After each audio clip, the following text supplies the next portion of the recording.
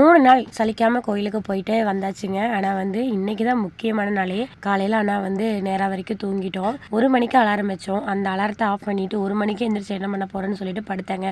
கடைசியில் பார்த்தா ஒரு 3:30 இருக்குங்க நான் எந்திரிக்கும் போது. எந்திரிச்சு பார்த்துட்டு அதுக்கப்புறம் அவசர அவசரமாக குளிச்சுட்டு நானும் என்னோட தங்கச்சியும் ஒரு வழியாக கோயிலுக்கு கிளம்பி ஒடியாந்துட்டோம். பிரம்ம முகூர்த்தத்திலே வந்துட்டு தீர்த்த வெட்டுறதுங்க. நல்ல வேலையாக வந்து எல்லா பூஜையிலையுமே வந்து கலந்துக்கிட்டோங்க. வர முடியல அப்படின்னா கண்டிப்பாக மனசு அடிச்சுட்டே இருந்திருக்கும்.